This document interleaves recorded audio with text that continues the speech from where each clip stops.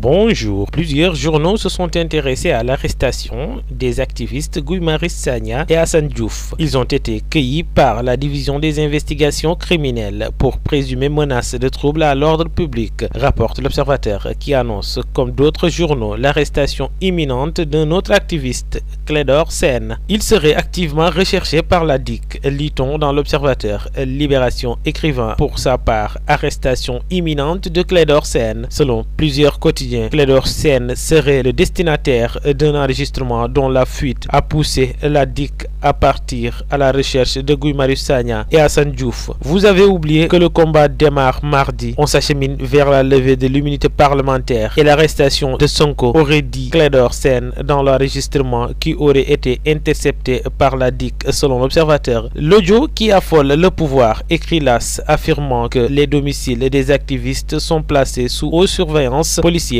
en raison de leur engagement à défendre Ousmane Sonko dans l'affaire qui l'oppose à Adji Sarr. Cet employé d'un salon de massage et de beauté accuse le leader du PASTEF, les Patriotes, de viols répétés et de menaces de mort. Concernant l'arrestation de Birame Souleye Diop et d'autres responsables de PASTEF, les Patriotes, le parti d'Ousmane Sonko, le parquet a transmis au doyen des juges un réquisitoire introductif dans le cadre de l'affaire dite des menaces de mort présumées. Si le magistrat instructeur suit le ministère public, seuls Birame Souleye Diop et Tahirou Thiam iront en prison, révèle Libération. Selon le même journal, Patricia Mariam, épouse de Birame Souleye Diop, sera placée sous contrôle judiciaire en même temps que d'autres personnes impliquées dans cette affaire de menaces de mort présumées, Abbas Fall, Fatima Mbeng et Bawar Dia. Les arrestations des activistes et les poursuites judiciaires à l'encontre des opposants font croire à Walfadjri Quotidien que le Sénégal s'achemine vers une démocratie sans opposition. Avec cette volonté de brimer les opposants, Macky Sall matérialise son pari de réduire l'opposition à sa plus simple expression. Il est toujours dans cette perspective de vouloir éliminer tous les opposants sérieux. Or, un pouvoir sans opposition est extrêmement dangereux, commente le même journal. Les quotidiens commentent également la procédure menée par l'Assemblée nationale en vue de la levée de l'immunité parlementaire d'Ousmane Sonko. La commission ad hoc créée pour mener la procédure a décidé de réunir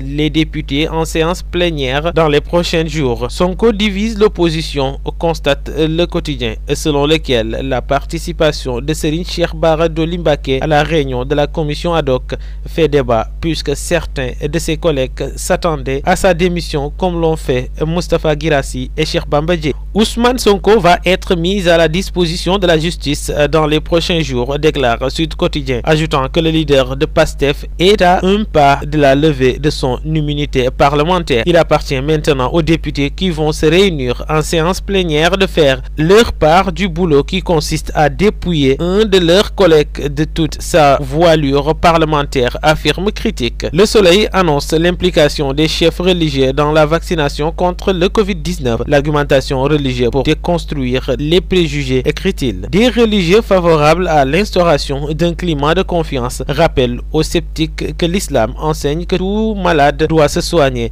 lit-on dans Le Soleil, selon lequel certains Sénégalais s'arc-boutent à leurs convictions religieuses pour refuser le vaccin anti-Covid. Le quotidien est d'avis que les préjugés défavorables à la vaccination contre le Covid-19 ont été déjà balayés. Tous ceux qui avaient des inquiétudes quant à l'efficacité du vaccin anti-Covid voudraient maintenant avoir leur dose. Les gens ont fini par comprendre que ne pas se faire vacciner est un risque dangereux, affirme-t-il. Mais la confiance des populations reste à gagner entièrement, selon Walf Quotidien, faisant partie de la première cible. Les personnes âgées ne parlent pas le même langage quand il s'agit de se faire vacciner. Si les unes disent être prêts pour prendre une dose afin de se protéger contre ce virus, d'autres restent dubitatives si elles n'opposent pas un niet catégorique, explique le journal. Pour terminer, Le Témoin Quotidien écrit: des Sénégalais invitent Macky Sall à se vacciner en première. À vos kiosques et bonne lecture. À vos kiosques.